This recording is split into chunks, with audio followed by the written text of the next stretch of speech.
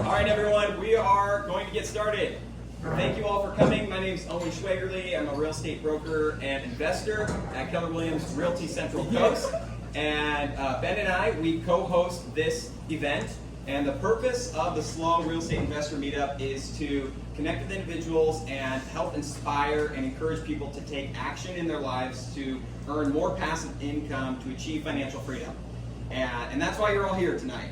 So, yeah, Ben, wanna? Yeah, I think we're happy to have you all here. We love how you guys network and put deals together. We are welcoming anyone and all levels. So, like, please invite your friends because we're trying to grow and teach as many people as we can, and we can all learn from each other. So it's not like we know everything. That's why we have some of these great folks here to share their wealth of knowledge tonight. And I don't have any short-term rentals at the moment, but I'm about to put an offer on a 5-unit that's going to be a short-term rental, and a 9-unit that's going to be a short-term rental. So I'm gonna like steal all this knowledge and see, put it to good use. So awesome. And then any updates on your goals? We've been setting quarterly goals, and so it's been about a month since our last meeting. So any cool updates on anything? Anyone buy anything? Put anything under contract? Anyone want to share? I closed my first deal. Woo! There we go. Congratulations. I have one in escrow, and then working on many more. Nice. Yeah. And her goal is, I think, 6 in 90 days, right? So you're like already, now you got 5, like 4.5? Yeah. Like, Yeah. Way to go. Awesome. Any other cool updates? someone's got to be doing something cool. This many people? I know Dick's doing stuff, but he doesn't want to talk about it. Yeah. So my wife Camille and I, we just started construction on our ADU. Nice. Converting our garage to an ADU started last week. Really excited about that. So, yay! Like 2 months. All right, well, let's get started. So the way this is going to work, we're going to do kind of like a question forum. So like, he and I will go back and forth with a couple questions. You guys don't have to like. You guys can feel free to answer if you want. If you really don't want to answer, just like don't say anything. and then we'll have some questions. If we didn't ask the right questions and you have something that's burning, at the end we'll do the guests. Totally. Okay, so and try to keep your answers to 2 minutes or less so we can respect everyone on the panel. Give you guys plenty of time. So first question: share who you are. And tell us a little bit about your rental experience so far. Richard, go ahead. All right. Well, I am Richard Carl Bergman, middle name, fun. And yeah, honestly, we kind of started a journey years ago. I remember my pastor about 7 years ago gave me the book Rich Dad Poor Dad, and I read it, and I was like, this is amazing. And I did nothing for like 9 years. And then I met Ben, and Ben was like, just do it, man. And I think I actually had lunch with Ben. Literally, I think it was like about a year ago now. And he said, hey, convert your garage and then come talk to me. And so I did that. So we converted our garage, my wife and I will never look back. We bought the second property since then, in the middle of we have an ADU at the back, and then we're converting the garage right now. And yeah, we're stoked. So I don't know. That's about it. Awesome. That's all I got. Michael. I'm Michael Lacaille. I am a teacher and newly a real estate agent. And my wife and I were looking for a house to buy in this area because we came to school here and we're just getting priced out. So we changed our game plan and said, hey, what if we buy something with the rental? And then we're like, hey, what if we make that rental an Airbnb? And it's done really well. We launched that 2021, so it's been going for almost 2 years, and it covered the mortgage, and that just turned a light bulb on in my head, like, oh my God. So I started listening to podcasts, and now we have that one going, and I bought one more house with my brothers, a little partnership in Joshua Tree, so we have that short-term rental up and running, and just learning as we go. I mean, it's been a wild journey for sure. So. Yeah. That's awesome. Megan. I'm Megan Winterberg, born and raised here on the Central Coast. kind of a backwards approach, my husband and I sold our house here in 2017 and started renting off a very ghetto Craigslist rental, but under market value. It wasn't mine. It's turned into the best thing we could have done because 2 years ago we finally took the money that we got tax-free and we started buying rentals in Tennessee. So Great Smoky Mountains, Tennessee. 2 years ago, since then we've bought 7 cabins and we aren't turning it back. They're all short-term rentals that we remodel, all ugly ducklings. We've been doing it fully remotely. We finally went to Tennessee 4 months ago for the first time. So, How was it? no offense to anyone if you're not for us, but great to go visit. It was also terrible weather, but yeah, we'll eventually go back, but we had been doing it remote so long. So yeah, we full remodels, I manage everything, and yeah, so we have 7 in county. No, 6, we did sell 1, so yeah. Nice. Laura.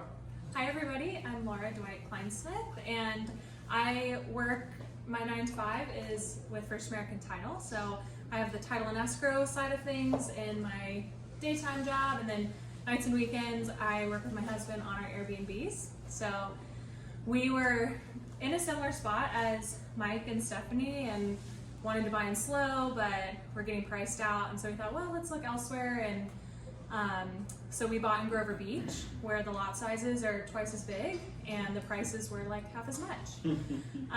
So we closed on a place in September of 2020, and when we were looking, we wanted a place that we could add value or have potential for 2 units, and there was a large detached garage, so we house hacked, we converted the garage to live in, and then Airbnb the house. So that has worked really well for us, and I think the night that we closed, we ran into Mike and Stephanie like at a little local restaurant, and they gave us some encouragement, and they're like, oh, you gotta do it, it's been awesome for us, and it really has been. So we then refinanced that property at the end of 2021, and we were able to pay ourselves back what we invested in the renovations, and then we're able to purchase a second property. So we're living there, renovating that, and we did get an Airbnb permit, so we have the option to Airbnb it,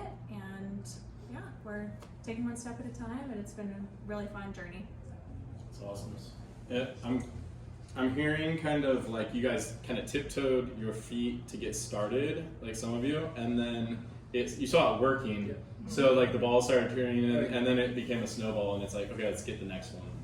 And I like that. It's just like you can test the waters, and if it's working, you don't have to reinvent the wheel. Just keep learning from others around you, and keep doing it. And like when we did have lunch at, I think it was Finney's? Yeah, Finney's. Yeah.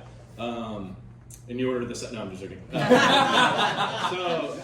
But anyways, like you were kind of like trying to ask what to do, and I was like, dude, the path of least resistance is right in front of you. Yeah. It's you already own it. Yeah. Just convert it. It's the cheapest way to go, and I'm so glad it worked for you because now you see what it can do.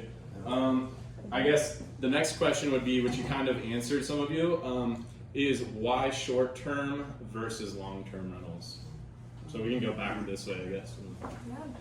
Yeah. I grew up in Virginia and have a lot of friends and family on the East Coast, so it was appealing to us to do short-term rentals because we could control the calendar. Yep. So if we had friends and family coming to town, we could block it off. They had a place to stay, we could be together, and that was appealing to us for sure. We also were hesitant, with eviction moratoriums in 2020, that made us a little bit nervous, and so that calendar flexibility, being leery of eviction stuff, and then the potential for cash flow was really, those 3 factors really gave us the confidence to try it out. I thought short-term rentals were actually a terrible idea, and we weren't going for that at all. We were going for multifamily in Tennessee, and that was our state. We had our crystal clear criteria, couldn't find anything, and literally scrolling on a map, talking to a broker about these Smoky Mountains, and my husband had talked about short-term rentals. I said, sounds like a terrible idea. I don't want the guests telling me what to do and whatnot.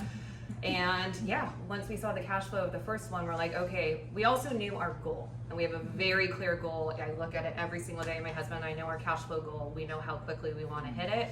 we realized multifamily wasn't going to get us there. So once we saw the short-term rental, I'm like, you know what, these headaches, and we've had quite a few, they last 10 minutes, sometimes 2 hours at most, and that cash flow more than makes up for it. Your handyman guy's quick. Got a lot of I've paid a lot of money over the years. I mean, my answer is the same as Laura's. Like being able, like my sister-in-law's coming on Monday, and she's gonna stay upstairs. It's like, this is great. So having that flexibility and it's great. I think the other thing I would add is that it's almost like I've gotten addicted to it. Like I'll go through and read the reviews, and people are like, "Oh, we love this place." Definitely a dopamine hit. Right? Yeah. So Like the payout for It's due every morning when you wake up. It's like, check out my bookings. But like, I think that providing that space for people to have that experience, and and it's been interesting, like having our local one here where we run it upstairs above our garage. Because it's like we're sharing our town with people, and they're and so we get to share our favorite recommendations, and I love it. It's just so fun, to be able to. I think it's a lot more fun than it would be for just a long term renter. So, Yeah, we're kind of we're in the niche middle, and so we actually do primarily midterm rentals, Nice. so which is 30 to 90 days. And so, which I think more specifically would be called corporate housing. So corporate housing is traveling nurses, people who travel for work, and the average travel time is 93 days. Seems like an arbitrary number. And so I think for us, it was more of because we house hacked on our property. We have our daughter, and we're actually building another ADU off the back lot from my in-laws. And so my wife, personally, she just was far more comfortable with the idea of a single traveling nurse who, 93% of nurses are also women. She was much more comfortable with, a nice, working person to be in a garage than, potentially, I don't know, the 2-hour headache that you might deal with, in the Smoky Mountains of Tennessee. So, it's been awesome. Actually, fun fact, our first nurse actually got terminated 2 weeks in. And so we immediately had to pivot and find a new renter. But what was crazy, just the occupancy rate for corporate housing is through the roof in this area. And so we immediately relisted it, and by the second day it was relisted, we had 8 people asking to move in. And so it's kind of a give and take. These people are in there for 90 days, and then we have another people moving in June for 6 months. But they're at $2,900 a month in Aurora Grande. So versus the occupancy rate of short-term rentals, it's a pretty good takeaway for us because it's slightly less of a headache. However, just they're there to work. That's it. They're going to be quiet, and they have been, and it's been wonderful. So, yeah, and then we have another property in Aurora Grande that we're actually converting the garages right now. So, yeah. Okay. I'd like to hear the feedback on potential for higher cash flow, but what about management? It seems to me like if you're doing short-term rentals, you're cleaning, don't you have all these cleaning fees? Don't you have all these repairs and maintenance? It just seems like there's more hands-on intensive management. So would you say that it's more time intensive than perhaps a long-term or mid-term rental? Love to hear from the people doing it, and then kind of heard your thoughts, but would love to hear you speak to that as well. Should I start us off? Yeah, for Cool. sure. Okay. I mean, for us, since we have one local and we have one that's at a distance in Joshua Tree, I've gotten a little taste of our Grover Beach one. We pretty much do everything. I'm teaching, so I'm working, but my wife is at home, and she'll even bring the kids up there sometimes to put on a show and clean it up while we're turning it over. Because that's the stage we're in right now. It's definitely one of our goals to delegate that out and hire it out. But right now it's we kind of need the money more than we need the time. But our Joshua Tree one, obviously I'm not going to drive 5 hours to go, fix things or whatever. So we have kind of our team. The people I rely really heavily on are just obviously the cleaning team. They keep us updated. We found a team that would do more than just clean it and leave. They kind of update us as we need updates. Hey, we're running low on soap, or this looks like it's broken, or whatever. They'll send us videos and photos. And then our handyman, same thing. I mean, he's somebody that we have really come to trust and built a relationship with. And you know, whatever it might be, if there's like, you know, we had a party or guest like group come through and kind of wreck the place. So he was over there for us, patching holes in the wall and you know, fixing, you know, the coffee table that was all bent and so you know, I've gotten a taste of both, and it is more work for sure. Like even just the time communicating with the teams, but you know, we've learned to develop some systems to where like we don't have to constantly be checking everything all the time, and it kind of just depends on how you structure it. Like you know, depending on like what you have available to you. You know, our cleaners don't need to ask us when to clean. They already have access to the calendars and all that. So there are some automations. I would like to work more towards that, but right now we're doing a lot of it ourselves to save the money. Down the road, we'll kind of transition towards automating more of it. So. Managing 6. So until 1 year ago, I was director of operations for an imaging company on the Central Coast. So working 50 hours a week and managing short-term rentals is possible. It can take 2 to 4 hours a week. Sometimes I don't think I've spent more than 10 minutes on mine today, just because it was a good day. So, and then now I'm a full-time investor lender, and so I probably work even more, but that's a selfish reason because I did it for myself, for buying more properties. But I probably work more, but it's not that time intensive, but systems are huge. So it's gonna be time intensive if you don't have the right systems in place. I have a whole leader standard work that I've created because being remote, being a type A personality has forced me to create solid systems, because for one, I've got 2 children, 3 and 6, a husband, 4 animals. We got a lot going on. I don't want to spend all time at my computer. So literally I have my daily, weekly, monthly, quarterly checks, and then I've got cleaners, inspectors, and their frequency, what they check. We're turning a remodel over right now. My team goes in, they know the inventory list I need. I have my Amazon shopping list. So it's grown over 2 years. The first property I did a lot more hands-on, but even when the maintenance issues happen, again, once you have the right team, I've had things happen at midnight, HVACs go out on Christmas, it's possible, and it's not that time intensive. My time's up, I guess. Megan is a machine. I've learned a lot from her about systems, and it's been inspiring for me. I am pretty meticulous, and so I kind of have liked to be hands-on with our property. It was also sharing the same property, so it was pretty convenient. When we started, Kyle and I were cleaning the place ourselves, and I think that was smart because then we knew how long it would take, what was needed. The first cleaning person who gave us a quote, I was really frustrated because she was like, well, how much are you charging for the cleaning fee? I'm like, well, that's not your business. How much are you going to charge me? So we knew how long it would take and what was involved, and so that helped us to find a good fit for cleaning services.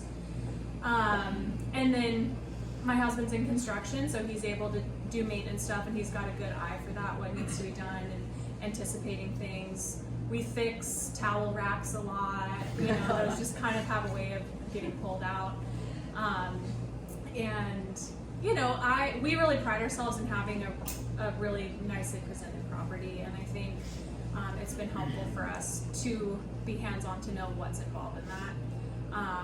But you know, I would like to create more systems, and that's part of our goal for this year is delegating more, and Megan has prompted me to do some of that, which has been awesome, and I do think it can be really helpful, and it doesn't need to control all your time. So you can automate and delegate, and it can certainly be, I mean, it's active passive income. You know, you are involved in you're learning the functions of the business as you go, but don't be intimidated by that, I would say. Okay, so with any kind of investing, I feel like there's a lot of fears to overcome, a lot of hurdles, and a lot of people get stuck in the analysis paralysis. Yeah, and they don't do anything. Like you said, you know, I've done the same thing, but you said for 9 months you didn't do anything after you read the book, right? 9 years. Oh, 9 years. Well, I won't comment on that. But anyways, You got there. so act quickly on that, right? Because like 9 years, you would have 90 units if I'm doing the math. No, nice. But anyways, so what is the biggest fear that you had to overcome getting into short-term rentals? And I guess we'll just go back this way. Yeah. For us, we felt like the risk was fairly low. The only thing, I think Kyle was really hung up on, like, what if people wreck our place? Like, you know, are people gonna, like, totally trash it? And we kind of had to shift gears of thinking, like, okay, well, this house is becoming an asset. It's working for us. If things get trashed, you know, it's the cost of doing business, and we have to price it accordingly. But we really have been happily surprised. I mean, we have not had any scenarios where we've walked in the house and like the jaws dropped because it's in terrible shape. I mean, we had one group of college kids at one point in time who like left the sink full of dirty dishes. And then there was one guy who just like snuck people in one time, and our neighbor was really frustrated. More on that later. But I think some of that is identifying who your target market is. And we've really done our best to set up the home to be a great home for families. So we have a pack and play crib, and we have beach toys, and we have, I think the space is well set up for like multi-generational vacations. And that has been what we've seen. A lot of times it's grandparents, their adult kids, and grandkids coming. And we've been really happy with that. And we made the effort to kind of appeal to those types of clients. And we're clear about our house rules. And, you know, we reiterate that it's a quiet neighborhood, it's family oriented. So if you do have any worries about who comes to the property, try to shift your approach in how you appeal to your ideal client. And at the end of the day, I mean, I think most people are respectful. And even if they're not, you still got money. You still got to pay out. They're only there 3 days. Yeah. Yeah. Just to piggyback on what Laura said before I go into my thoughts, one thing to just take away is if you do want to get into short-term rental, it's a business, don't fall in love with the property. That's, I guess, part of mindset. So unless you want to fall in love and you're really passionate and you care about that property, but if your goal is a cash flow goal or you're quitting a job goal, that's what we have for my husband. I already did it. So then it's a business. Things are gonna break every single week. Put that into your CapEx or your OpEx and you're going to get it fixed. It's just part of the budget. You make enough cash, it's still worth it to do it. And I think mindset, it took us, we sold our house 3 years. So 3 years to actually do that. And we had a $350,000 from our house. We're like, oh, let's just put it in stocks because we know stocks and let's just do that and watch it. And we were comfortable there, but like, where is that getting us? So it was honestly mindset and then accountability to my husband and I to be like, okay, our goal is strong enough for us to take the leap. We were scared shitless, excuse my language, but we're like, no one's gonna rent it. What's happening? We're like, wait, but we're buying in a market where there's 10 million visitors a year. There's probably enough people to rent it. The moment you have people stay and you're like, okay, you take a deep breath and you do it all over again. And I probably talk to 30 or 40 lending clients a week and they all feel the exact same way. They're scared to death until they buy that first one and then they're hungry for more. Yeah, for us, I think I probably had more fears going into getting our Joshua Tree property because, you know, it was an area I'm not familiar with as much. I mean, I think a similar to your story, I hadn't actually been to Joshua Tree until after we bought the place. It was sight unseen and everything, so I had some, you know, anxieties around that. But I think that having an agent that we really started to trust and that knew, I mean, we were working with somebody that was doing it herself. She was an investor as well, so it's like, okay, she's seen the proof, and you know, we're going off of that, and also doing the homework of researching what the area can support and like, you know, all that. So I mean, knowledge helps with the fears, I would say, for sure. Yeah, no, I mean, we, I think our garage conversion was anything but eloquent. Like, It was messy, and I mean, no shit. We took out a personal loan to do it. Like, we didn't have any money. We were just like poor, you know. Like we, was, you know, my wife doesn't work, and well, she works harder than I do raising my kids. But That's the truth. yeah, and yeah. So I mean, it was wildly messy, and but we found incredible contractors. And I think one thing that has helped mitigate a lot of fears for us is like, honestly, I was really surprised how cheap it was actually. When we found good contractors who would do the work, don't Google best contractor in the area. You will pay way too much money. You got to find the right guys. And so it was so much cheaper to do things than I thought it would be. And so even the idea of like repairing something, which we had to repair, like no joke, like Friday I was plunging the tub because there was shit in it. Real talk, like that was because it was at my property, and the tenant's like, hey, the toilet, we flooded the toilet, and they thought it was their fault, and I'm like, we just let them believe that, like it's okay, we'll take care of it, and so I'm like in there plunging the freaking tub. So yeah, it's messy, but I think it was easy, it was an easy thing. So I think finding good contractors, and that was just through like a friend of a friend, and we found one really good guy, and then he had an army of a bunch of other good guys, and that was something that we realized, like, oh, if you just find one good guy, then he's got an army of a bunch of other good guys, and just again, like Ben, I use Ben, keep going back. It's like Ben, I became a relationship with Ben, and I was got this army of people that he's connected to, and so like, what's the expert? Like, your network is your net worth, and so getting in a relationship with just good people has been really helpful. And then I think trying to remember the actual question. Fears. What's that fear? Yeah. So we honestly, it's funny because we actually, my wife and I, we were so close to buying some properties in Ohio. Columbus area. I mean, we had almost put an offer in, and long story short, basically we converted our garage, and then we got an appraisal, and we're like, holy shit, this property went from $600,000 to $1.2 million, and so we were like, this is a retirement plan, like this one. And so then we just bought another property in Rio Grande.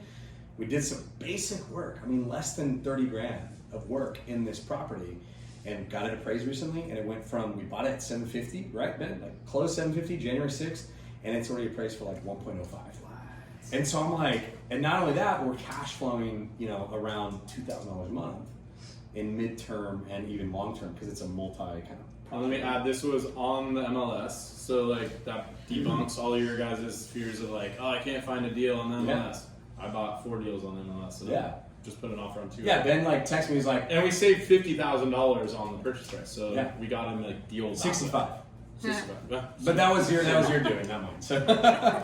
So and the Ohio deal was how much? Like $55,000. It was like $85,000, and it would have cash flowed us maybe $90, and we would have had to buy 15 of them to have the same equivalent cash flow. But not only that, I mean, year over year for the last decade, SLO County has had a 9.3 appreciation gain every single year.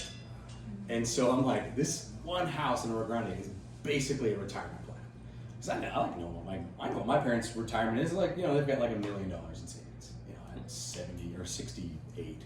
So then for us, it just became really clear, like, oh, let's just keep finding, if we can find a couple more over the next, 2 to 3 years in SLO County, we're good to go. Appreciation alone will take us there. So that's incredible.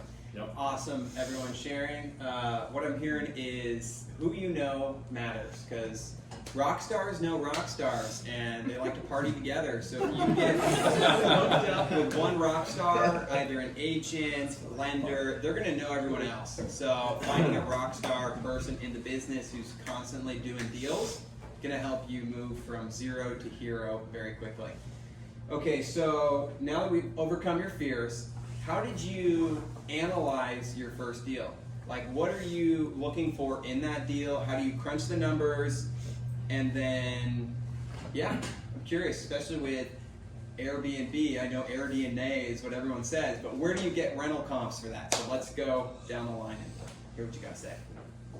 Yeah, again, I'm in the midterm space, but although the flyer did say short-term and house hacking, So I'm more on the house hacking side of things.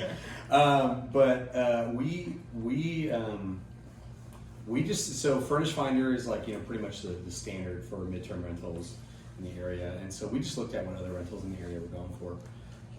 And basically set out to build something equivalent to what we wanted the cash flow. So we're like, okay, well, we need to have this type of materials. It needs to look and feel like this, and it needs to have this, about what we're doing. So Furnish Finder was a big place where we vetted most of our, as far as our numbers are concerned. But then as far as the actual costs involved, we used, honestly, like I've subscribed to the Bigger Pockets Pro, account, and they have a bunch of tools in there. They're just super helpful. And so we just went through all of that and figured out, okay, here's the cost to renovate roughly. It came in way under, which we were stoked about. And then, and so that made sense. And then with the house we just purchased in January, that was, again, same thing. We just kind of ran the numbers. California's in a unique situation where all the red tape around additional dwelling units has basically been completely removed. So all the municipalities are subservient to the policies that are being pushed out, from the state of California. And so municipalities can't do anything about building ADU. You're building ADU in SLO. Who the heck is supposed to do that 3 years ago? And so we just were like, hey, this is a cool market, and single family homes are, they're a great investment in this area. And so, and then if we can force additional appreciation and cash flow, which that was kind of our goal. We wanted something that would cash flow, but also create a lot of appreciation. And this county is really good for appreciation. And so, so we just ran the numbers over and over and over and over again. And I'd say, how many numbers, of the Bigger Pockets? I'm very conservative, and like he'd run higher numbers because he's like, I'm getting a nurse in here. I'm like, what happens if you don't get a nurse? What happens if you get a nurse? And so it even penciled at my numbers. So then you knew it's a deal. Like if you get, it's just the icing on top, basically. What he's getting. So. Yeah, totally. So that's awesome. We did not crunch numbers for our first deal at all. It was like totally blind. We're like, we just want to buy a house, and this one looks like it works, so we went for it. do it. I think our process of thinking at the time was, for me, it was like, okay, at the time we were like renting a little 2-bed place for $1,500, and it was like, okay, this mortgage is gonna cost us like $3,200, but with like a renter, maybe it'll rent for like $1,200, and with a long term. So it's like, all right, like that's stretching us a little bit more, but we're owning our own house and all these things. So it was like, well, what if we do a short-term rental? And then we had our price set way too low, because this is like before we just like stumbled into real estate. It was like not like the game plan by any means. It was like, how can we stay here? That was the goal, right? Like we just want to stay here. So we priced it way too low, and I think even I was just sharing this story. I think like our second or third guest like told us point blank, he's like, you guys aren't charging enough. And I was like, okay, well, the guest is done. All right. So yeah, we've come away since then. But the second property, we did a lot more like searching on AirDNA and what did the agent call it? This is before I was an agent, so we were working with somebody. She was like, enemy method, I think is what she called it, right? She's like, go and look at other ones that you want to like compete with, like that you're going to be similar to, and then just look at how much they're booking for. So. And then we have like a little spreadsheet. We like ran all the numbers and stuff, but yeah, figuring it out still. We started with Bigger Pockets, and some other ones, and I just created my own Excel spreadsheet that I felt comfortable in because I knew where the values were. I could do it at 8 o'clock at night and just click, click, click and get my percentage. We wouldn't buy anything when we started 2 years ago under a 20% cash on cash return. That is post rehab. So we're willing to defer return the first year and have the cabin pay off that rehab. And now we're buying at a 17 to 18% return post rehab. And that's at interest rates. I have one locked in at 8.875, 7.5, and another at 8%.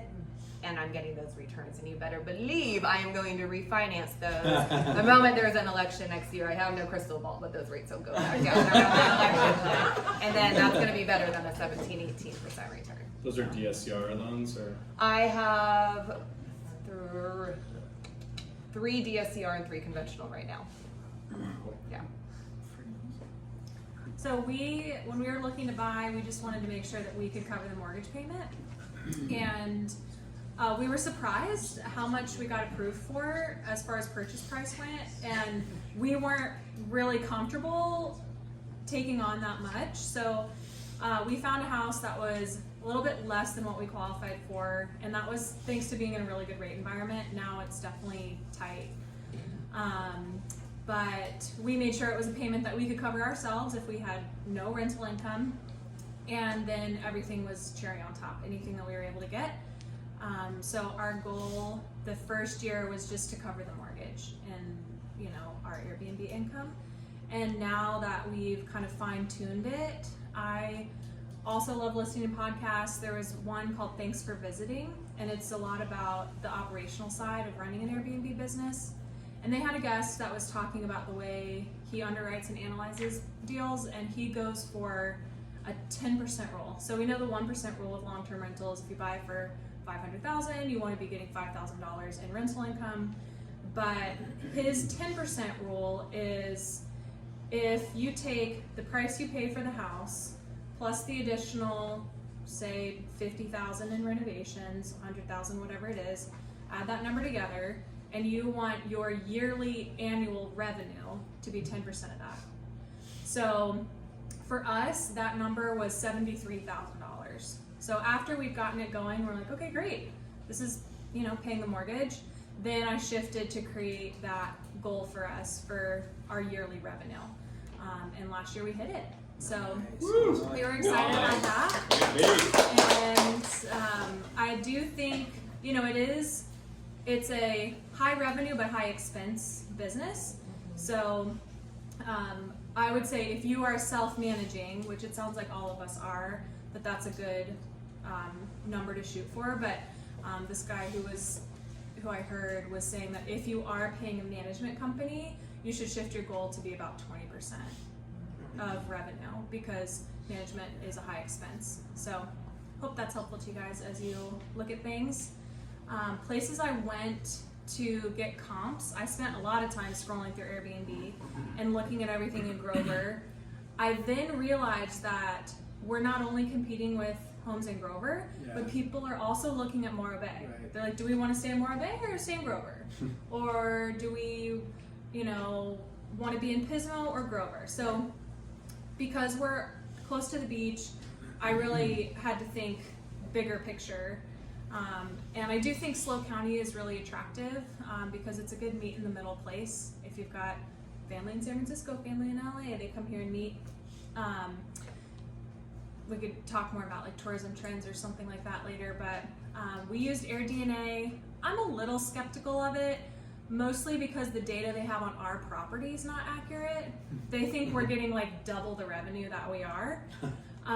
So I was like, cool, but that's not what the situation is. It's like Zillow's estimates for you. Yeah, so that was a little bit of a red flag for me with AirDNA. But I do think their occupancy rates are pretty good. That seems accurate to me. So if you have your nightly rate where you want to set it, you've looked at your competition in the cities nearby, then you can, I think it's pretty reliable to take that occupancy rate and then calculate what you could expect for revenue.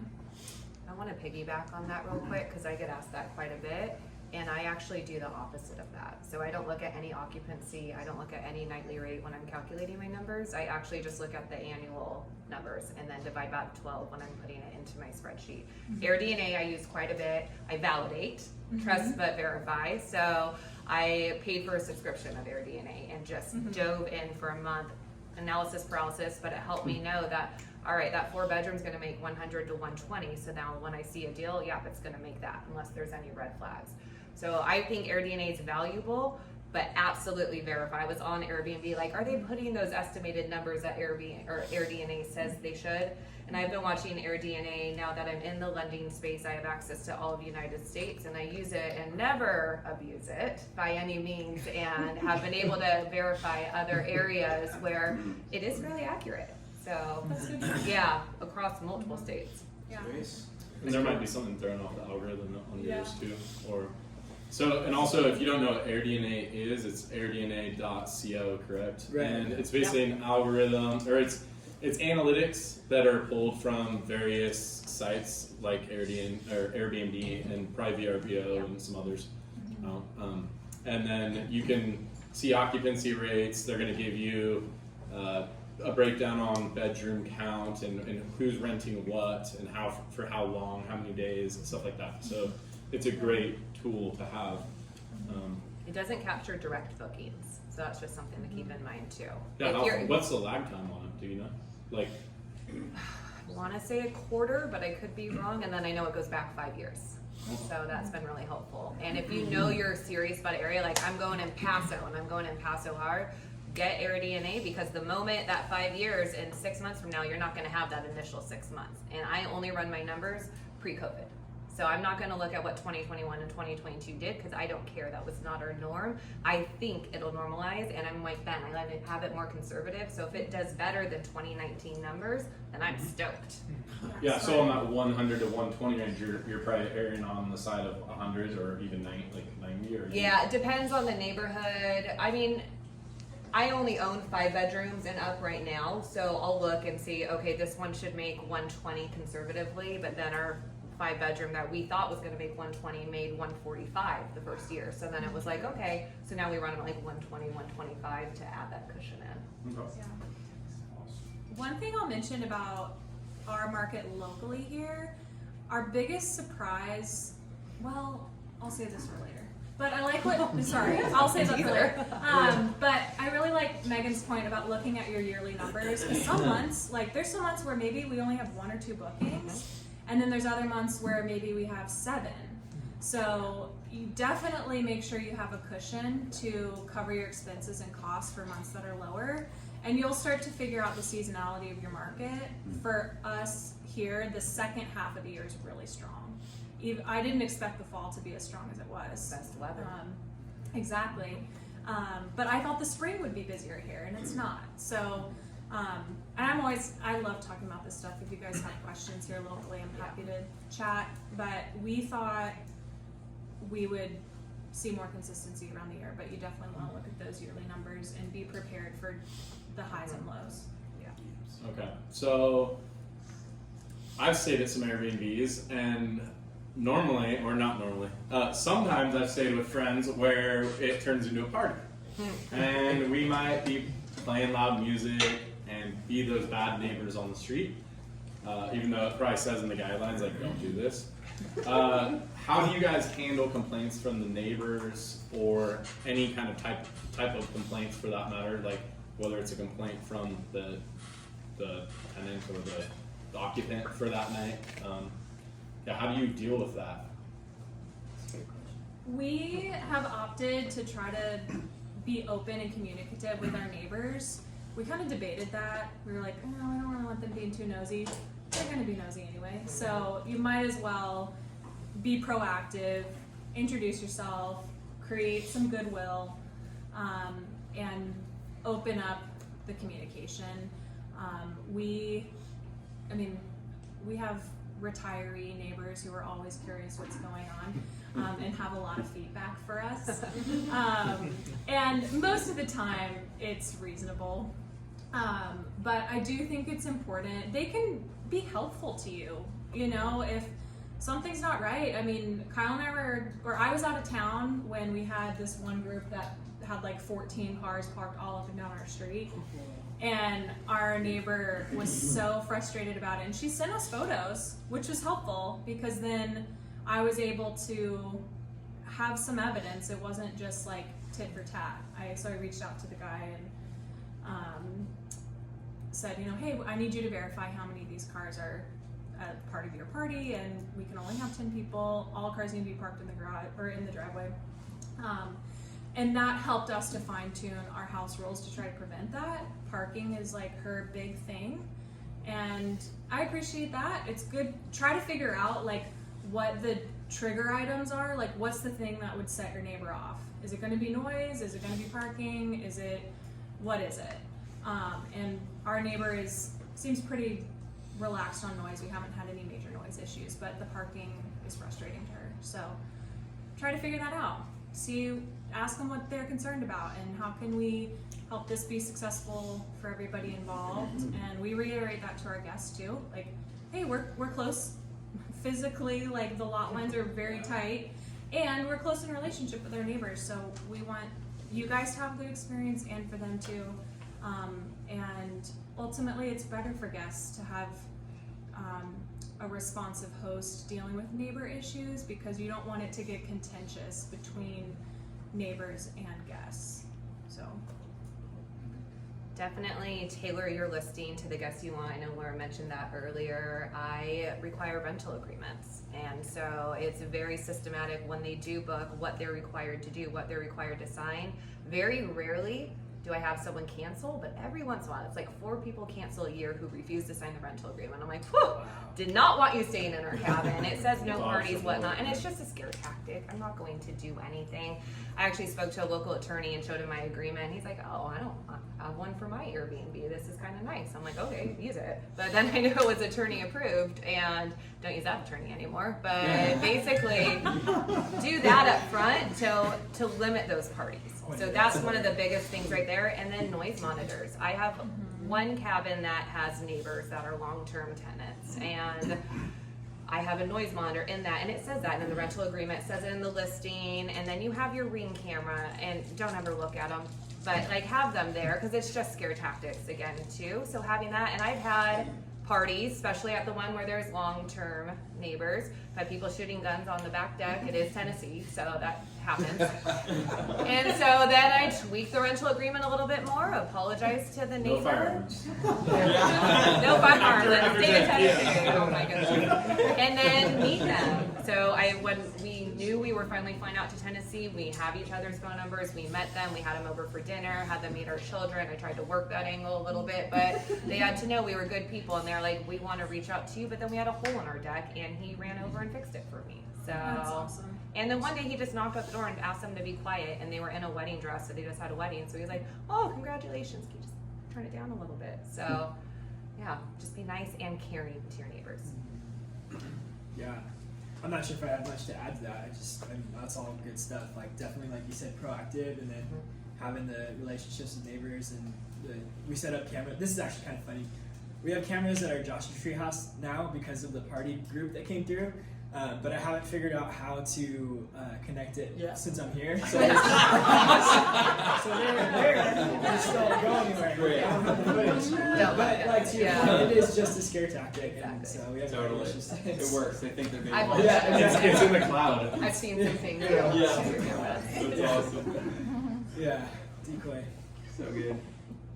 Yeah, I mean, I again, I'm kind of in a weird middle ground here, but I think even with our new property in Arroyo Grande, the first thing I did, I mean, even I keep going back to Ben, but I mean, I met the neighbors right away. You know, I shook all their hands, as many of the ones that I could find around me, and I looked them in the eye and I said, hey, I'm buying this property. I'm not living in it. We intend to rent it. There's going to be midterm and long term. It's going to be kind of a multi, potentially even short term. And at first, some of them were a little skeptical. They were like, and I just, as much as I could, I tried to mitigate any of their fears or frustrations around it. And I just think, I don't know, be a decent human. And when something goes wrong, like just own it. Like, oh shit, like my renter sucked. I want to add to this, so because we were in escrow, so we're coming to do the inspection, and we're sitting outside, and all the neighbors come over like, oh man, are you gonna buy this house? And we're like, yeah, we're gonna buy the house. And they're like, thank God, this lady is fucking crazy. And they did not like the lady who was living there. So that worked in your favor. It definitely helped. So, moral story, find a place with a cantankerous old person in it and just take it over. And they'll probably be And it came with a Ring camera, and she would watch us like walk up to Oh, her. yeah. It was cute. We've had more weird stories come up. Awesome. Okay, so you guys are doing it. You're buying, you're investing, you're making it happen. What are you doing to find these deals? Like, how do you source it, and then how do you know whether or not it's worth pursuing or putting an offer in on? Yeah, I mean, I guess I'll start. But I mean, it was again, it was a Zillow find. My wife, I do not look on Zillow at all. It's infuriating me. I'm fiercely in the present. While my wife is like, oh my god, like this $4 million house in Hawaii is amazing. And I'm like, that sounds great, honey. Give us 10 years. You see that picture. And so, but she just will look and look and look and look, and I think just over the last 10 years, she's just kind of like figured out through us going through some courses and meeting people. It's like, oh, these are criteria that you would use to find houses, and you can do, like, again, Zillow is not a bad place necessarily to find it, but that's where we've found the last couple of places we bought, but this last place, we've been on there for 180 days, and on Zillow, it showed horribly. It was, pretty sure she used a flip phone, and she took pictures of, like, really close-up pictures of, like, the fans. It's like the antique fan. Yes. It's so beautiful, It's, like, pixelated, and glasswork in the windows, and thinking that that's something that people would want.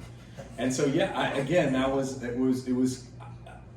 we have not figured out the system by any stretch of imagination.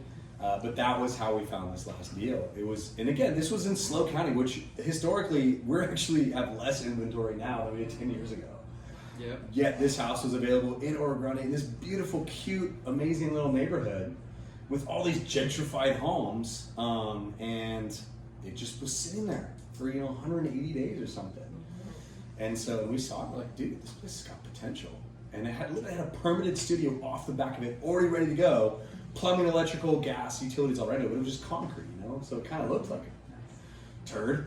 But we made it beautiful, so. awesome. Yeah, I kind of feel like I'm in the same boat where we don't have a system yet. I'm working towards that. So that's something that I'm wanting to learn more about. But I was listening to Bigger Pockets a lot, and Real Estate Rookie, which is like an offshoot of the same podcast.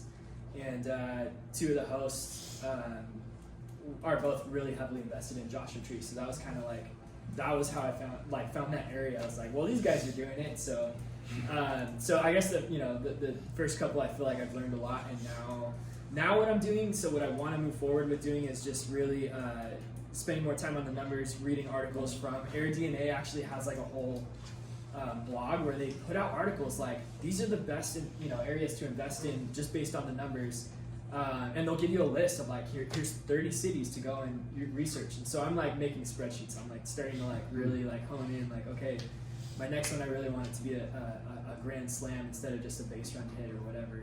So I'm working that out still. If anybody else has a good system, I'm all ears. Please share your ideas with me, and I can buy you coffee or something. Sometimes a base hit can turn into a grand True. So our first property, True Grit, that's what its name was, so it's still True Grit, was on the market 1 year.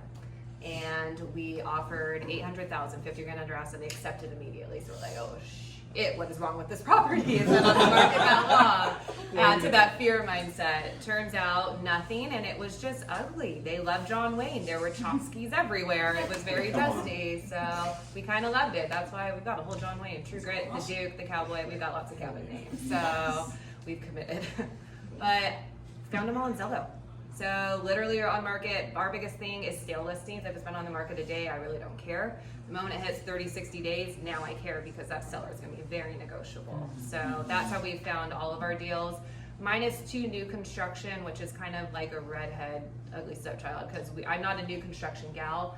I'm not a fan of them just because there's no meat on the bones. Turnkey, cash flow right away. It's fantastic there if you're a little nervous and you just want to go in. But there is no meat on the bones. There's nothing exciting about them. There's 20 of them right next to each other, but it was just a contractor who had their agent, and contractor was ready to start their next group and said, hey, I need to get so many off the books. And it actually came through a lending company. It reached out to the CEO and he said, hey, do you know any buyers who's looking for a new construction? I'm like, oh, me, maybe. Sorry, I might not send it to a client. And they had a great deal, and they had 2 of them. My husband's like, let's take both. I'm like, okay, sure. And we did. So we said, what if we do 2 for this price, and the contractor works? And then we very creatively figured out our funds over the next 60 days. Nice. Wow. Cool. I want to hear about that. Yeah. All legally, I promise. No HOA, I'm assuming. HOA on the new constructions only. Okay, Yeah, we'll talk. I like to avoid HOAs. Yeah. So do we. So we were looking for a place for ourselves. We were looking for a place that had value add, and we found it on Zillow. So my mother-in-law is a realtor, so she represented us, and there were a couple other offers, but we were able to come in at the highest price, and we were able to drop the inspection contingency, so that helped. That was in a time where people were dropping any and all contingencies. I do not recommend dropping inspection contingencies, but because we had been in the home, Kyle's a contractor, we didn't feel like there was anything that could end up biting us too hard that we could figure it out. So that was how we purchased the first one, and the second one was also on Zillow, on the MLS.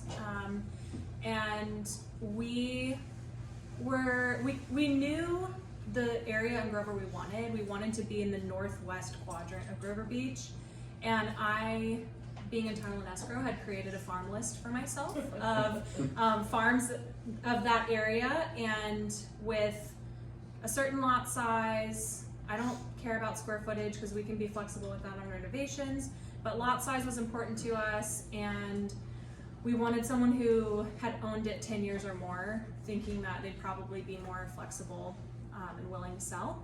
They'd probably have a lot of equity. So I had a red pencil, and I was going through looking up each address on Google Maps and crossing off the ones I didn't like, and then even with that effort, something ended up popping up in that area. So we went for it, and we were up against a cash offer, but we were able to come in higher, and it was a probate sale, so they cared most about price.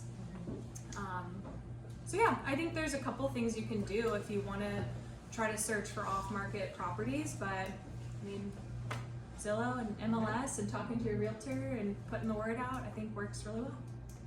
That's awesome. So that limiting belief, you can't find a deal on the open market, it's not true. Obviously, you've got successful investors here who are finding deals on market. I found deals on market. Off-market deals are awesome, but they're hard to come by. So don't be discouraged if you can't find an off-market deal. Look at the MLS and look for those stale listings. Great tips, you guys. What are you guys using to market your properties? And are you only using Airbnb to book them, or are you using various sites? Right now, we only use Airbnb. We should be on VRBO, but I had a weird fraud situation with VRBO, and I didn't like how they handled it. Versus, we also had a strange fraud situation. Someone messaged me in Mandarin, and my cousin speaks Mandarin, so I was like, hey, what does this mean? She was like, I think he's asking if your house is available. And so I was like, well, how do I handle this? So I replied back in English saying, you know, hey, do you have anyone who speaks English? It'd be nice if we could communicate about the house. And then almost immediately, Airbnb sent me a message saying, like, this is a known fraudulent actor. Wow. Yeah. Ooh, And that's so crazy. that solidified my sense of loyalty to Airbnb. Meanwhile, I had a weird feeling about this booking on VRBO, reached out to them, asked for more guest, verification, and they're like, oh no, we don't collect that. And so I said, okay, well, I don't feel comfortable accepting the booking. And then it was weeks later, like maybe 8 weeks later, I got a message from them saying, hey, we see Bruce White has contacted you, and he's, been doing various activities. Like, yeah, I told you that. So that really frustrated me, but I do know that VRBO and Airbnb tend to have different people, different users. Yeah. So I would like to get over my frustration about VRBO and expand for this summer. I do think it takes some finesse. Megan is great at this, I'm sure you guys have mastered it too, but syncing your calendars, making sure you don't get double bookings. And when we were starting out, that felt like too much to manage, so we just stuck with Airbnb at the time. And it's worked well for us, but I would like to expand to other platforms. And eventually do some direct bookings. I think Airbnb is certainly appealing because of the air cover. They offer a lot of insurance and liability coverage. It's not everything. We should probably have an umbrella policy as well, but it's really helpful. And I find that they're pretty responsive to service issues. So that's where we are for now, and it's worked, but I'm sure you could supercharge things and get more exposure. And So VRBO users are shady. Okay. no, that's not the case. I did not like. There's I'm shady just users joking. on all. I didn't like how their service system went, but I do think that VRBO was the original vacation booking site. So I think a lot of times people are more familiar with that site. Awesome. That's just my 2 cents. Side note, get an umbrella policy. It's very Yes. cheap. Do it immediately. It's not hard to do. Do it and do it. If you two have not, then okay, I'm Any getting phone insurance numbers. agents? I went through my car person and got it added to policy. It's easy. Oh, to do. nice. It's super cheap. Do it. It'll save your ass. But basically, Airbnb and Vrbo. That's all I'm on. No direct bookings. And I had heard about like, okay, start with those 2. Direct bookings is a whole other process to learn. And I'm happy that I have not even gone down that route. I've seen people creating websites and trying to make their stand out. I'm going to do Facebook ads and I've got an Instagram account. I'm like, you are just adding more cost and more time to yourself. I say booked enough. I'm not running into revenue issues. Yes, they take their piece of the pie, but I also add that into my cleaning fee and prices. So I'll let Airbnb and Vrbo take theirs. I run on their platforms, their systems, their insurance. Double calendars, everyone's scared of it. I was scared to death. I've had it happen twice. User error each time, but you get this property management system, you link everything together, and when one books, it blocks the other one, and it really is easy once it's set up. Setup's rough and a little gut wrenching, but once it's there, it runs itself. And I like Vrbo guests better. They're Nice. quiet.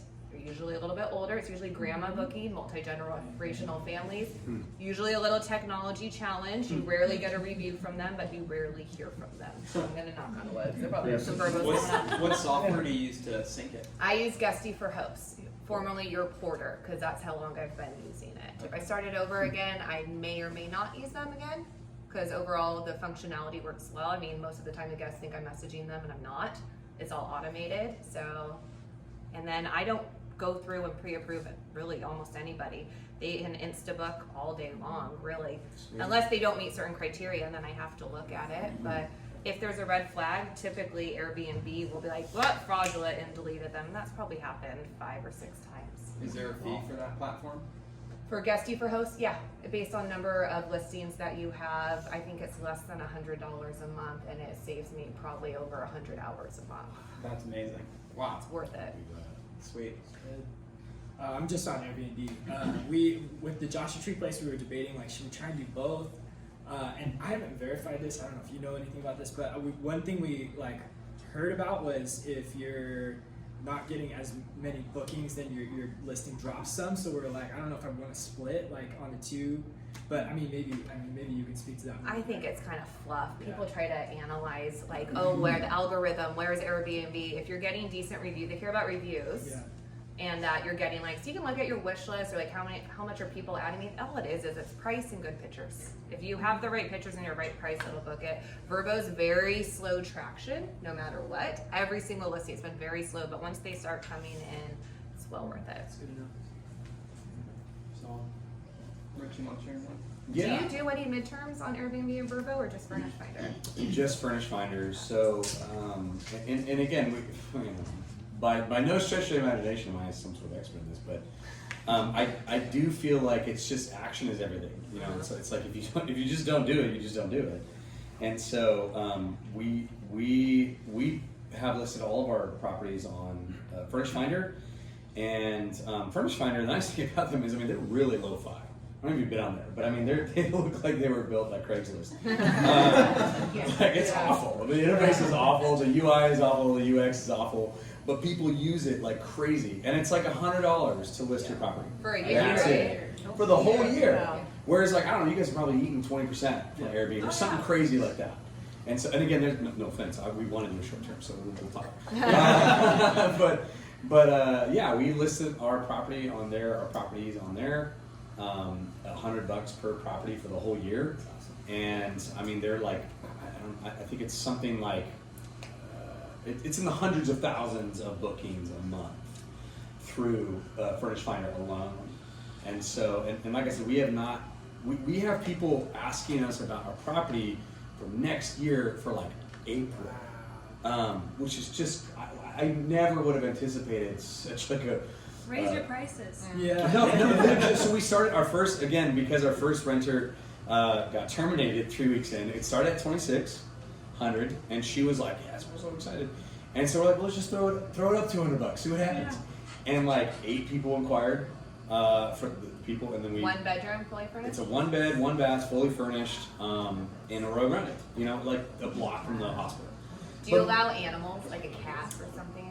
We do, but the deposit is ridiculous. Like we're like, it's like an $800 deposit for a cat. And so, but traveling nurses, again, market research, a lot of traveling nurses have animal companions, you know, and so they're like, well, we don't have my dog with me, you know, I want a cat. And so, and then this person was at 28, and then we're like, the next person booked, we're like, well, let's look at like $29.50. And they were like, sure, here's our money. And so our next one, we're literally, we're going to go up to 31 and see what happens. Do you know why it's 90? I heard you said you were sure it was 93-day. I don't know. That's just the average. Well, no, I can. Oh, you know? Yeah. Okay, Yeah. because it was a rhetorical question. It was a rhetorical. What is it? So basically, when you're doing traveler assignments, that's previous life, Megan, is so anytime you hire a traveler, we hire travelers all the time. It was always on a 3-month assignment. That was the absolute minimum that we could hire a traveler, which is pretty common because the traveler's like, I'm not going to come to the Central Coast for a 1-month assignment because they also make a ridiculous amount of money, anywhere from $80 to $120 an hour. And the nurse's stipend is $3,500. Oh gosh, nurses for are. just the stay. That's not even that's just the rental cost. Yeah. And so our goal is to create enough value in the property and reviews where it's like, hey, we're charging $35.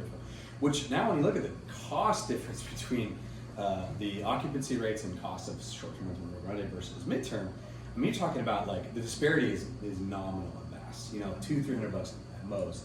But the headache feels again. I have no experience with this, so it's subjective. But it feels less to me, at least for like if it's on our property. But we intend to invest out of state and do some short-term. The animals are keto too, so almost every tribe. They at least all have a cat. That so no joke. We That's changed the policy to include animals. We had so many people asking animals, and I don't know. Everyone is, oh, don't do animals. I'm like, well, okay.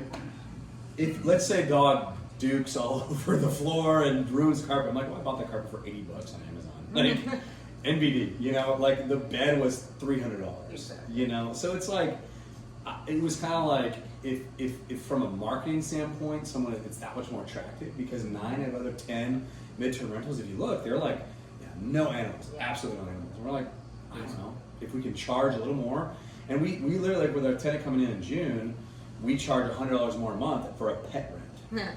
And so it was like, okay, pet rent, you got your cat, it's $100 more a month, you know, for 6 months it's $600. You know?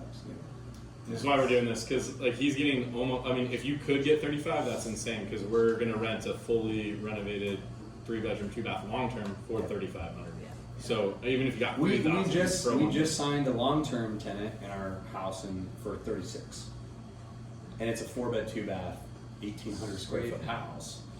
So, but again, relative cost, it's like, well, okay, this is long-term at $3,600, or we have a midterm for 6 months for $2,950. Is there demand for 3-bedroom midterm, or is it So we had several people inquire about the house through Furnish Finders because I don't know how they found us.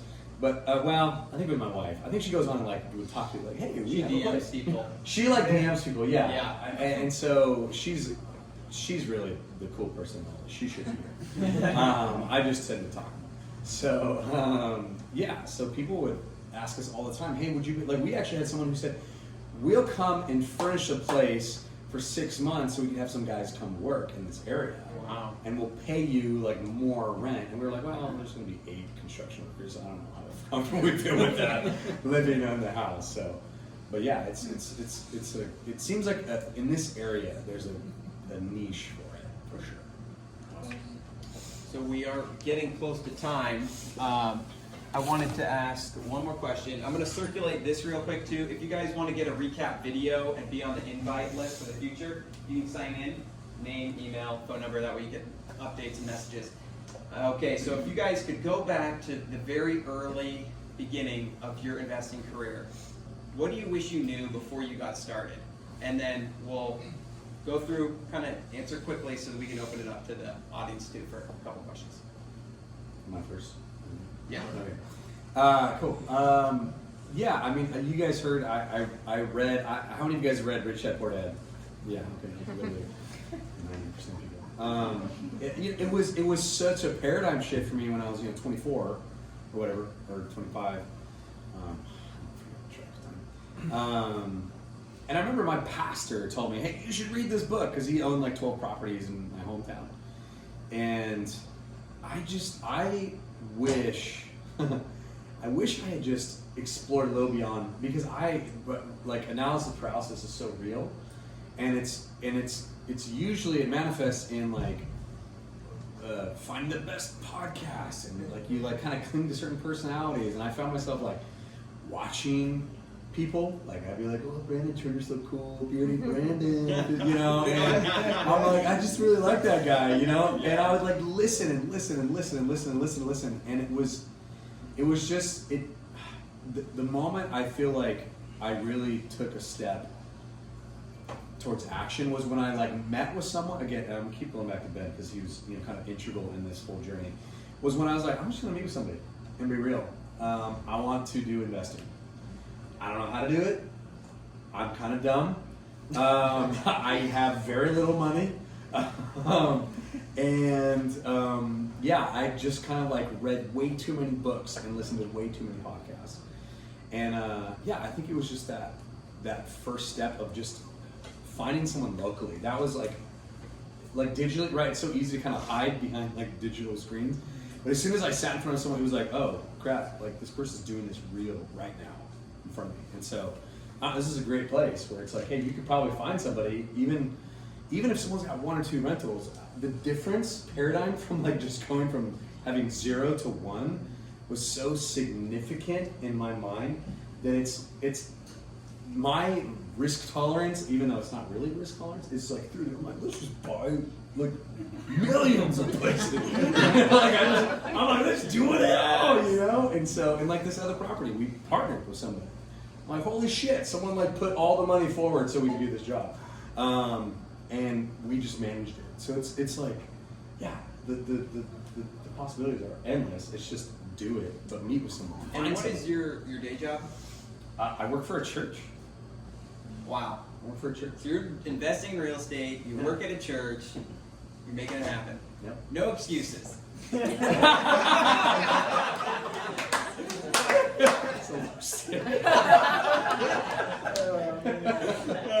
amazing.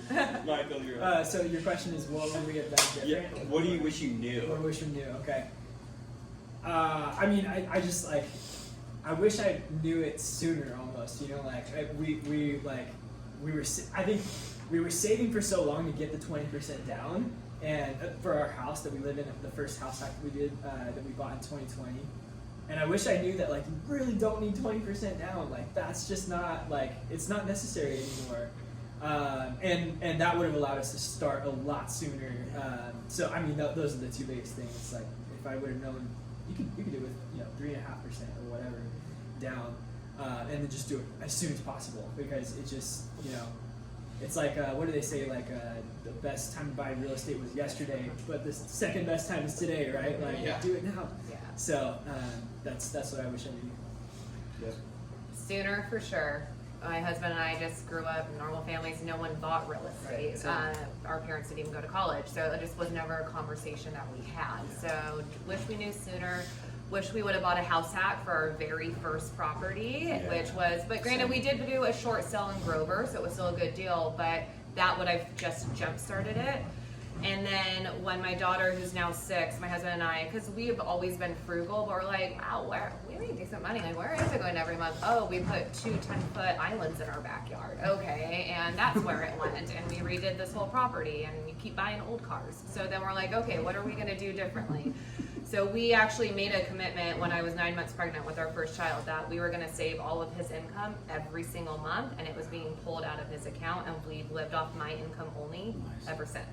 So we still live that way. We still have paid off cars. We still have 7 cars, so we've got too many. But we have figured out a way that's helped jumpstart our buying career. Because people are like, do you guys have partners? We don't. We own everything from us. We've come up with the capital very creatively, but all legally, and pulled it from multiple sources. So just wish we would have done it all sooner. Yeah, I would say the same thing. I'm grateful we started when we did, but it would have been great to have already been in the market for a year or 2 prior. But glad we were able to get started. So, I mean, I love all these stories, and I think one thing I was going to mention earlier, something that I was surprised by or wish I had known about the Grover market specifically, and this might also be true in other places on the Central Coast, is I expected to see week-long rentals, but we really just see mostly weekends. So keep that in mind when you guys are analyzing properties. I talked with Troy earlier. It sounds like he manages a handful of properties, so he might have a bigger bird's eye view on that. But keep that in mind. I think we're very much a weekend destination versus like Megan seems to be a week-long destination. So try to look at some of those tourism trends. I wish I'd looked at some of those trends sooner. And you could find it on like a Visit SLO Cal website, or the tourism boards for each of these cities should have data that could help you determine like length of stay for people. They probably don't have it for short-term rentals specifically, but I think that would be helpful. So I wish I had looked at that. And yeah, I remember when we were at a point where we were ready to look for a second property, deciding where did we want to purchase. And actually, I think I was at an investor meeting, and I kind of asked that, like, hey, would you continue investing in California, or would you buy something out of state? And I think Jordan Jackson was here, and he was like, buy in California, which is so not what you hear. Yeah. And I think it's to Richard's point that appreciation here is unmatched. So if you're able to find a way to break even or cash flow just a little bit, your wealth is going to grow so much through appreciation in your assets. So I would encourage you to get going here because you are here, and it's the market that the neighborhoods that you live in, you chose because you liked them. But if it does feel unattainable, there are other markets. So just get going and talk to any of us if you want to brainstorm or pep talk. We love talking about it. Well, I want to answer that question too, because I echo exactly, like, I wish I started sooner. And I bet a lot of you in the room, if you haven't started, or if you did already start, I bet you have the same feeling. I wish when I moved here in 2003 and I was going to UC Cuesta, I wish I had bought a rental and house hack. Yeah. But, so start as soon as you can, or partner with someone as soon as you can, and start making that momentum, because it goes quickly once you get the first, second one. It's a snowball effect. One more thing about SLO County, I don't know if you guys saw, the Tribune put out an article analyzing counties in California that are increasing in population and decreasing in population, and SLO County was in the top 10 of increasing population. Woo! So Yeah. we're bucking the trend of So good. the state movement and population changes. So another great reason, to your point, to invest Absolutely. in SLO County. Anyone have questions? Okay, right there. Hi, Michelle Velasquez. The question is, with the increasing costs and utilities, how has that affected like your bottom lines? Have you had to make any adjustments on the fees, on the rents that you're charging? I'll take We that. probably won't have everyone Yeah, just answer, one just like person. one or two. I can take that. Tennessee doesn't change, It so sucks it's though. not right there. Yeah, All right.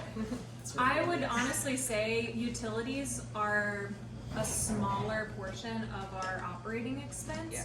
So it's not a huge deal breaker for us. You can always set your price. So if your profit margin, if you're not hitting it, you can always increase your nightly rate. but I would really try to tune into a dynamic pricing tool like Price Labs, Mega uses, I'm sure you That's guys what I probably use, use. Because they'll help you hit the sweet spot of getting it booked. So maybe your nightly rate might need to come down a little bit, but maybe you get an additional night's booking. So I would, pay attention to it. If you're uncomfortable with your profits or your revenue, then bump the nightly rate up. But there's also other ways to strategize to cover that cost and make more revenue. Anna?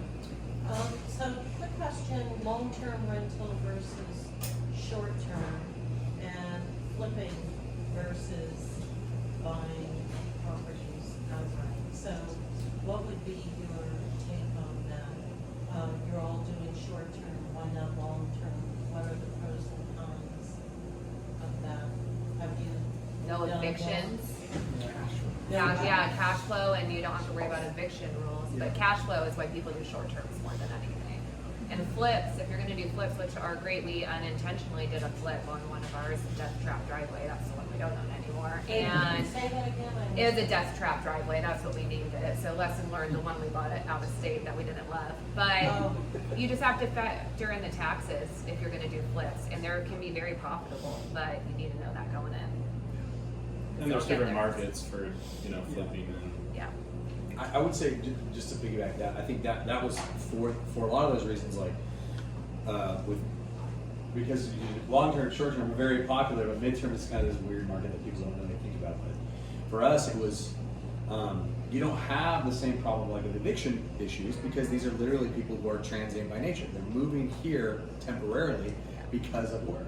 Although we're signing a rental agreement, there's not like the typical California like eviction scare, like, oh my God, someone has a moratorium and live here rent free and we're screwed. And so for us, I think it was just, we actually have a couple long terms and a couple of midterms.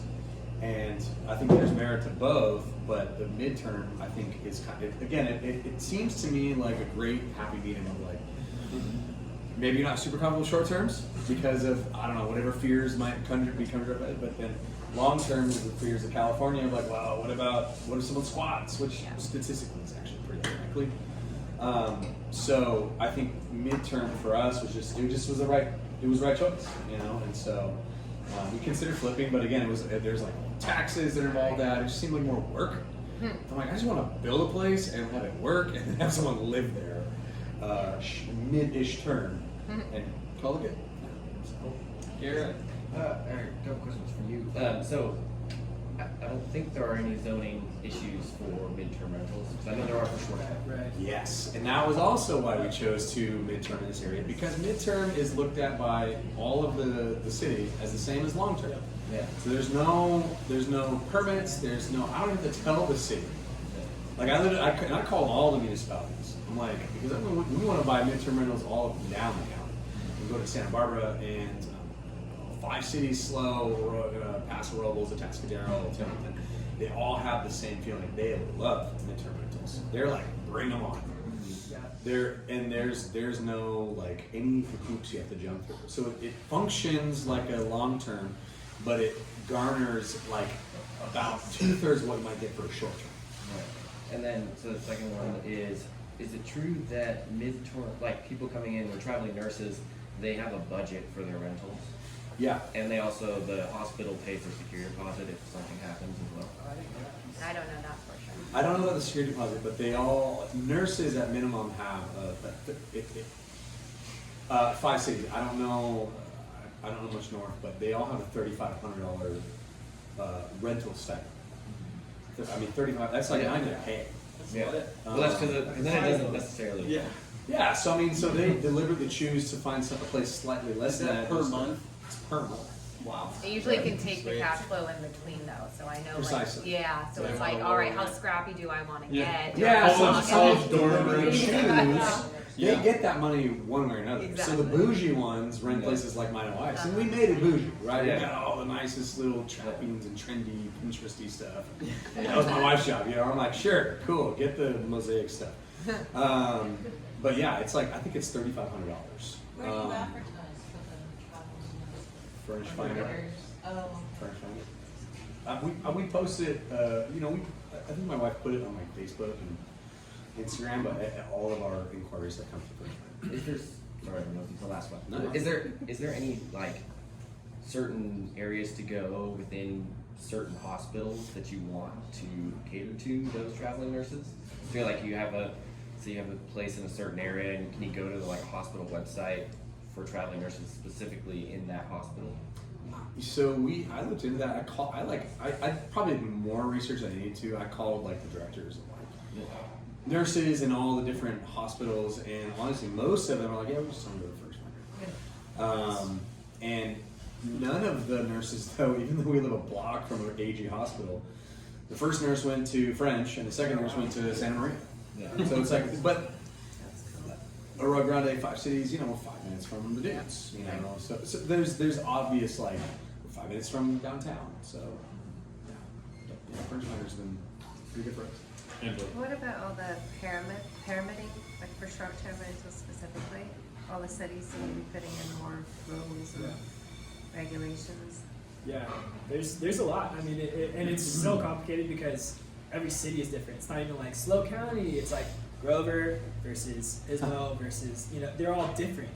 But one loophole that I found is with ours, we have a owner-occupied permit, and there's no limit on those in Grover. So if you buy, a house hack, you would have to live in part of it, and you could do a short-term rental because they've run out of non-owner-occupied permits. They capped it at 100. I think there were 60 in the non-coastal and 40 in the coastal zone. And I called like San Luis County, the what is it called, the planning and whatever. Planning department? Yeah, I called them yesterday. I was like, hey, I'm working with some clients that want to buy short-term rentals, but I'm trying to find out like where do I find the rules because their website's not very user-friendly.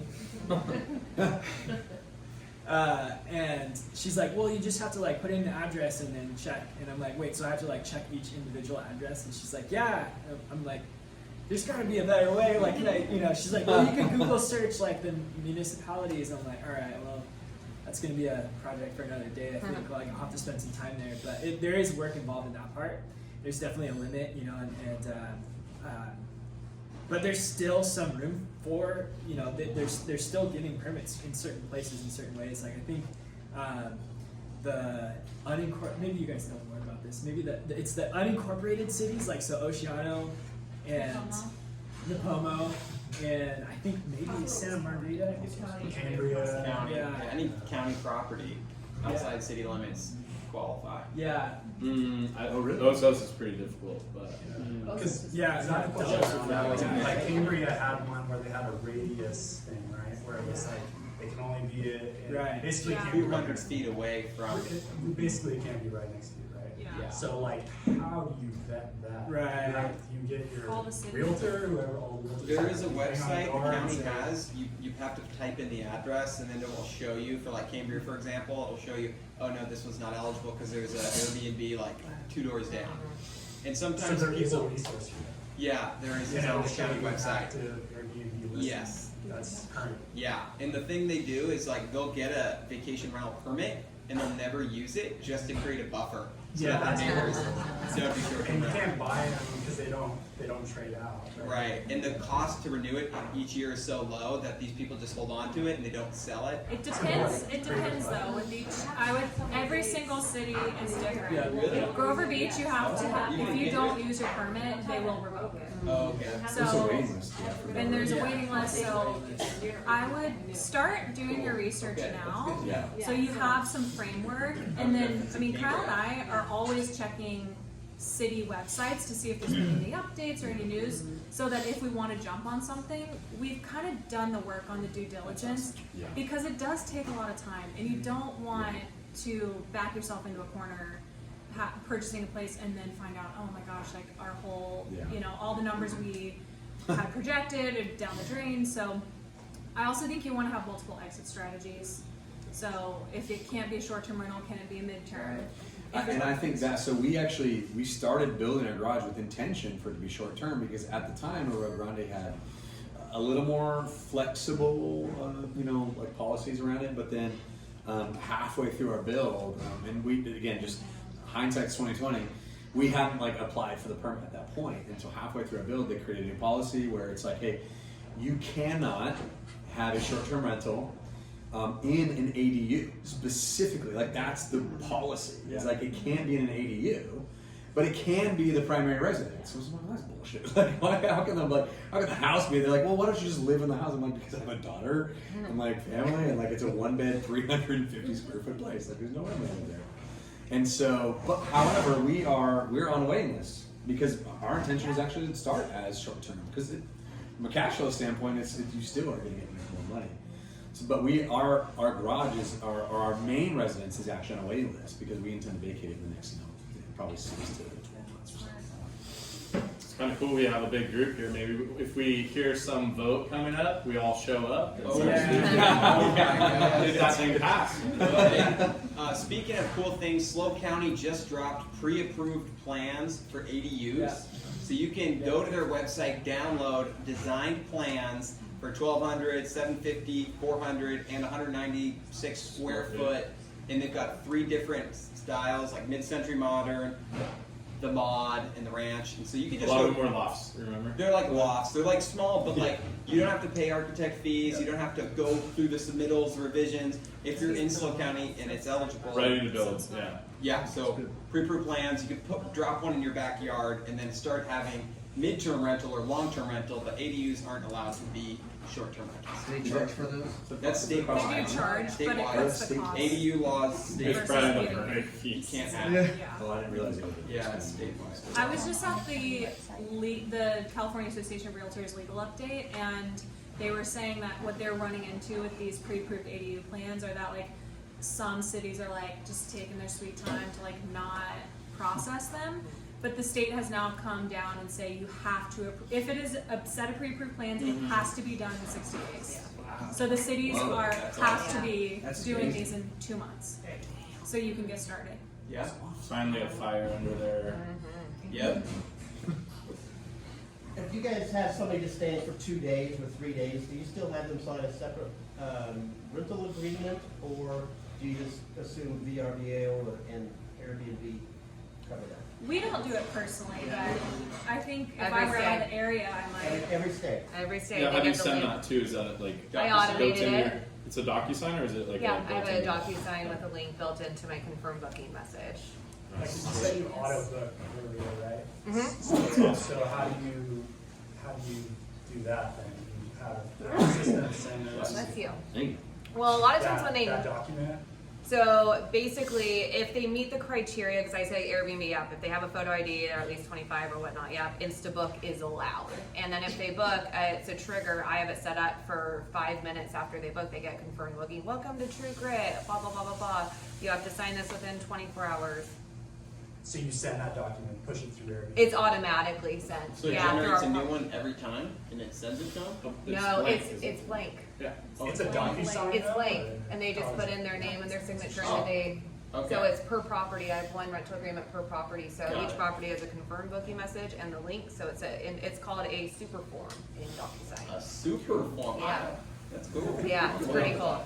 So you learn something every day. Oh my gosh. Who knew? Or a lot of things.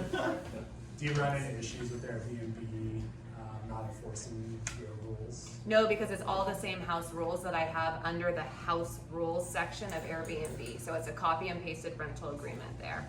So How often do you deal with Airbnb support? twice a month. I try not to call them. So you don't have any issues? Or?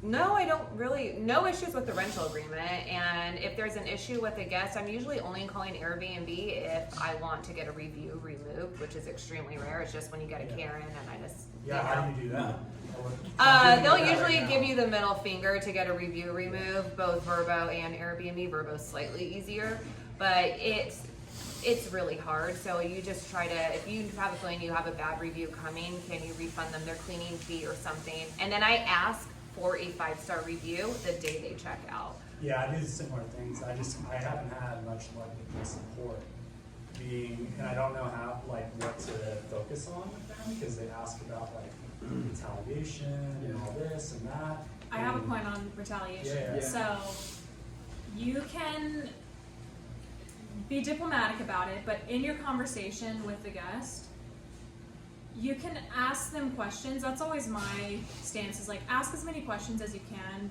to kind of get them to explain things to you. And then if they're like, well, we weren't happy about this and we didn't like this and you should give us our cleaning feedback or blah, blah, blah, we want a full refund. You can say to them, if I don't do that, would you leave us a bad review? Yeah. And then if they say yes, then you show that to Airbnb and it can go under that Yeah. retaliation. Yeah, no, I Yeah. do all that. I have somebody that overlooked the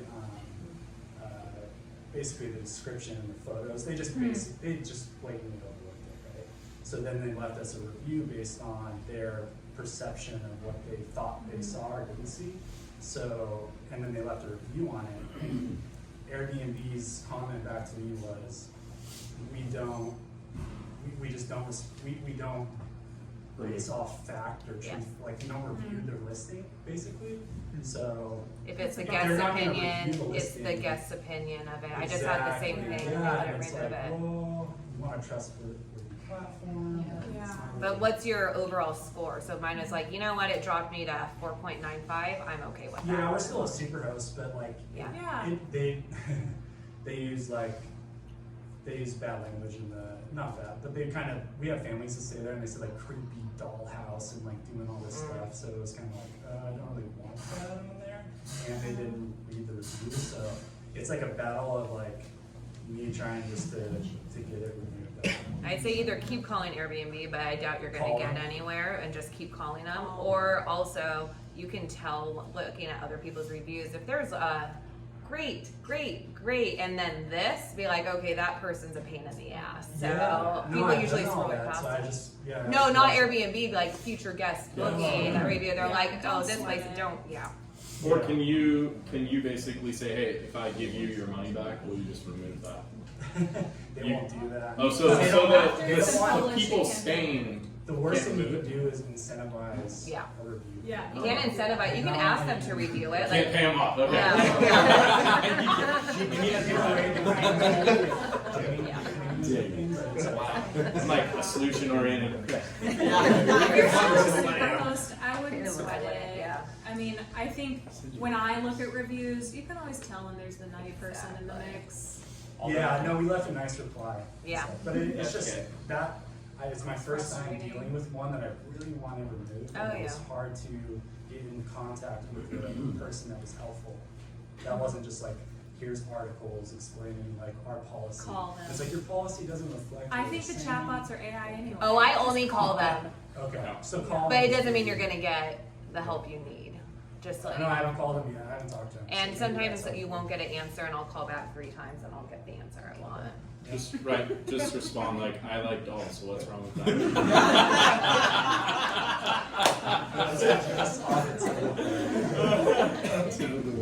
Anyone else? I guess just to touch on what they were talking about though, with the whole like reviews and all that though, it is incredibly important how keeping your superhost status. It like if you look at all the numbers on basically who gets the most bookings, the most dollars, everything, to be a superhost and to keep the We didn't even mention that. So can you elaborate like how you get superhosts? Because I don't think anyone did. Do we go? No, yeah, it's just, I think they review it every quarter. You have to have a certain number of stays, like I think 10, and then you have to have a 4.8 overall rating. So, I And you think have that's it, to right? have a response rate, like Oh, yeah, 100% 100%. response rate, I think. And low cancellation rate. Yeah. You never want to cancel a guest as a host. You always want the guest to cancel, and you can ask them to cancel. There's ways to Yeah. do it. Yeah. Even if you're the one who screwed up and double booked, don't cancel it. Right, right. 100% response rate is really important from what I understand. And having those software tools that you guys talked about, you can audit it, you'll never think about it. Exactly, yeah. Random question to support you. Do you have a local market manager, or does anybody have market managers that they've used with Airbnb that are able to? Like a channel manager? I know, so there's a person that manages the portfolio or regions from Airbnb, and if you're able to contact them, they're able to champion that would on be your helpful. behalf some things. It's just, This I know one's a Shannon chance. Ho is the SoCal market manager for Airbnb for most of these markets, so if you can get in contact with her, she's been able to help. What's her number? Yeah. We should have invited her. So you have a local contact for this cool. That's cool. Yeah. Yeah. Awesome. I didn't She's know been that able to champion existed. for things like Yeah, that. Sweet. We had a guest issue with like pet damage and things like that, and we were having another guest that canceled because her train was delayed, and she's like, "This is because of the rains. The train was delayed, and it's out of my control, and all this stuff." And Airbnb gave them the full refund, and we didn't agree with like cancellation policy, and she ended up getting us all the money back. No way. Nice. Okay. Cool. No, it's super helpful. I have one coming up here. Awesome. Well, this about wraps it up for this evening. So let's give a round of applause for our